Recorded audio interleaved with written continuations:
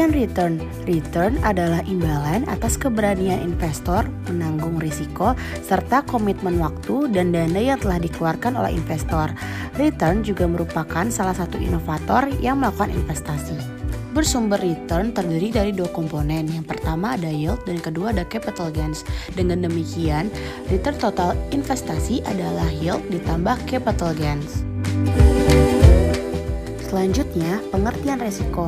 Risiko adalah kemungkinan perbedaan antara return aktual yang diterima dengan return yang diharapkan. Sumber-sumber resiko terdiri dari risiko suku bunga, risiko pasar, inflasi, bisnis, dan lain-lain. Selanjutnya, menghitung return. Return sendiri merupakan selisih antara harga jual plus aliran kas lain yang masuk dengan harga pembelian, dan ini rumus return.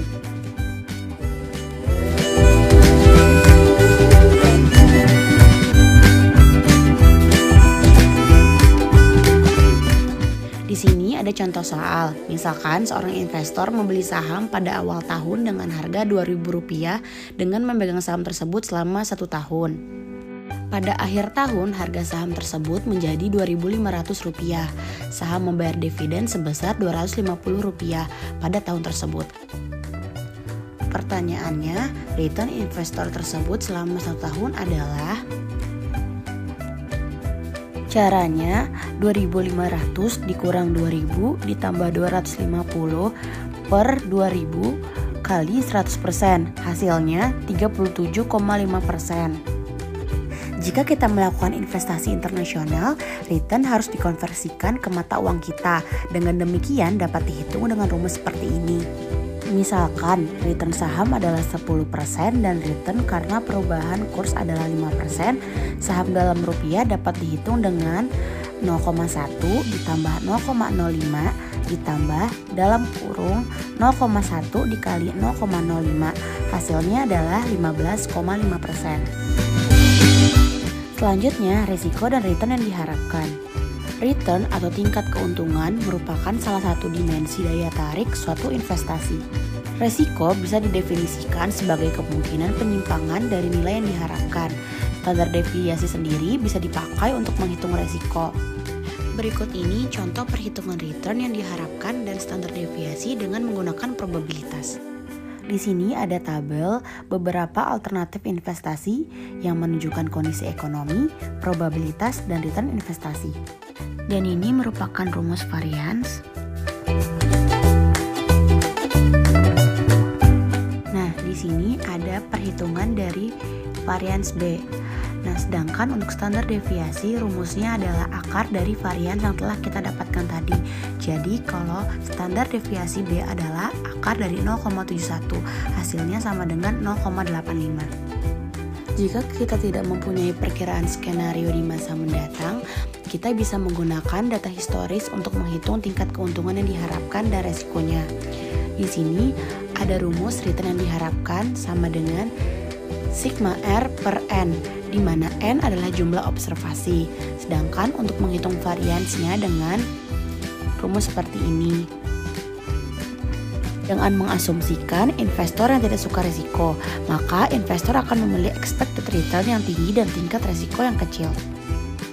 Selanjutnya, menghitung risiko dan return portofolio. Portofolio dapat diartikan sebagai kumpulan lebih dari satu aset. Misalkan kita mempunyai 4 saham, kita dapat mengatakan kita memiliki portofolio saham yang terdiri dari 4 saham tersebut. Return portofolio merupakan rata-rata tertimbang dari return individual seperti berikut ini. Sedangkan resiko portofolio melibatkan unsur covariance antara return saham A dan saham B. Covariance merupakan arah pergerakan dari masing-masing saham. Dua saham yang masing-masing memiliki standar deviasi akan sangat besar kemungkinannya untuk membentuk portofolio dengan standar deviasi yang kecil. Tabel berikut ini menyajikan contoh perhitungan covariance antara dua saham. Setelah covariance dihitung, resiko atau variance portofolio dengan dua aset bisa dihitung dengan cara seperti ini, di mana W1 dan W2 adalah bobot investasi pada saham 1 dan saham 2. Untuk portofolio dengan N aset, resiko bisa dihitung dengan cara sebagai berikut, di mana I dan J adalah aset I dan aset J.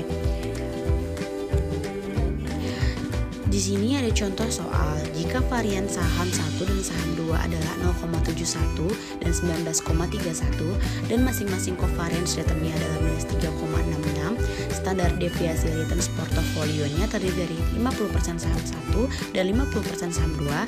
Nah, di sini dapat dihitung dengan cara seperti ini.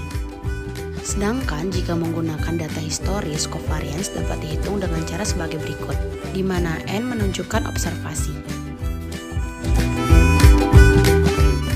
Risiko portofolio akan tergantung dari covariance return saham-saham dalam portofolio. Apabila return saham negatif, maka variance portofolio akan berkurang. Demikian apabila korelasi tersebut sama dengan 0. Baru ketika korelasi plus 1 tidak akan ada sumbangan dari portofolio. Kebanyakan korelasi antar saham adalah 0 dan plus 1. Dengan demikian secara umum dengan memiliki portofolio dari beberapa saham, variance dari portofolio tersebut akan semakin berkurang. Selanjutnya ada risiko total, risiko sistematis, risiko yang tidak dapat dihilangkan, dan risiko tidak sistematis. Risiko yang dapat dihilangkan. Risiko total bisa dipecah ke dalam risiko sistematis dan tidak sistematis. Berikut rumusnya.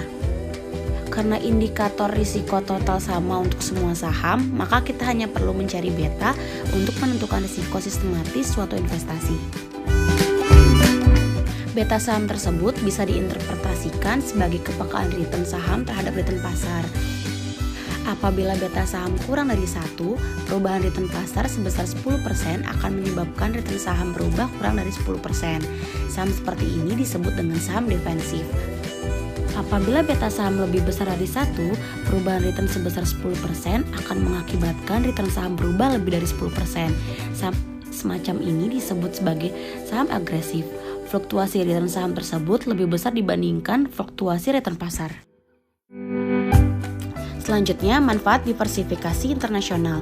Investasi portofolio internasional memang menawarkan peluang yang lebih luas dibanding investasi dalam negeri. Manfaat diversifikasi internasional akan terbatas apabila terdapat kendala seperti ini. Pertama, adanya hambatan hukum, informasi, dan ekonomi yang membuat pasar modal domestik tersegmentasi. Kedua, kurangnya likuiditas, yaitu kemampuan pembeli dan menjual surat berharga secara efisien. Ketiga, adanya kontrol devisa, peraturan pajak, dan risiko falas.